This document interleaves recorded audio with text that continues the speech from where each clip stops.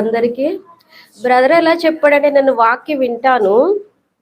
నాకు యాయిరు కుమార్తెకి 12 సంవత్సరాల రక్తస్రావం కలిగిన స్త్రీకి నాకు అర్థమయ్యేది కాదు. ఇప్పుడు ఆమె ఆ తండ్రి వచ్చాడు దేవుని దగ్గరికి, ఈమె స్వస్థత పొందింది. ఆ క్లాత్ అది క్లాత్ని ముట్టుకొని దేవుంది అది అర్థమయ్యేది కాదు. నిజంగా నిజంగా మీరు నమ్మినా నమ్మకపోయినా ఇప్పుడు నిజంగా చెప్తున్నాను, దేవుడు వింటున్నాడు, నేను చెప్పడం కాదు. నిజంగా నాకు ఇప్పుడు చనిపోయింది అంటున్నాడు, క్లాత్ ముట్టింది వింటాను, చాలా వేల సార్లు విన్నాను. చనిపోయిందంటారు, ఆ యాయిరు గారు వచ్చారు నా కుమార్తెని స్వస్థపరి, ఇద్దరు ఉన్నారని నాకైతే తెలియదు. నిజంగా అర్థమయ్యేది కాదు. చాలా బాగా చెప్పారు బాగా. నిజంగా ఏ డిక్షనరీ చదువుతాడో నాకైతే తెలియదు, కానీ 2:30కి వస్తుంది యూట్యూబ్ లో లైవ్, చాలా వివరంగా చెప్తాడు. వింటే అసలుకి బైబిల్ చదవవసరం లేదు, ఒక అధ్యాయం చదివినా అర్థమైంది.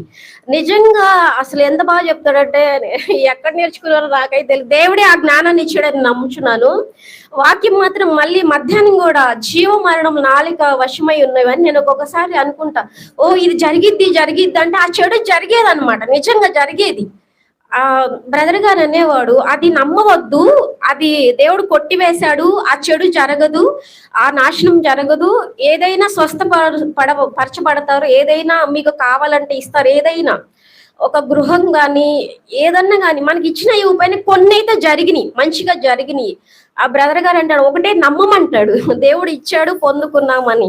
అలా చాలా జరిగి నాకు ఈ 2 సంవత్సరాల నుండి, అంతకుముందు కంటే దేవుల్లో ఎదిగాము, కానీ ఇంతలా అంటే లోతుగా తీసుకెళ్తాడు బ్రదర్ గారు. వాక్యం కానీ ఏదైనా కానీ చాలా వివరిస్తారు. ఈ రోజు నిజంగా నాకు 2 అమ్మాయిలని తెలిసింది, అంతకుముందు అయితే అసలు అర్థమయ్యేది కాదు. ఆ శాపం ఆమెలో చనిపోయింది, మళ్ళీ బ్రతకబడింది. అదంతా ఆ యాయిరు గారు కూడా విశ్వసించడం, ఆ పాప విశ్వసించడం చాలా అర్థమైంది. అని వింటా, అసలు అలాగే వింటా ఉన్నాను. వాక్యం అయితే ఇంకా విందాం అనిపిస్తుంది.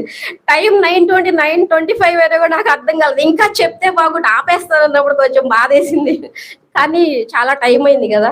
చాలా బాగా చెప్పారు బ్రదర్, చాలా థ్యాంక్స్ ఈ అవకాశం ఇచ్చినందుకు.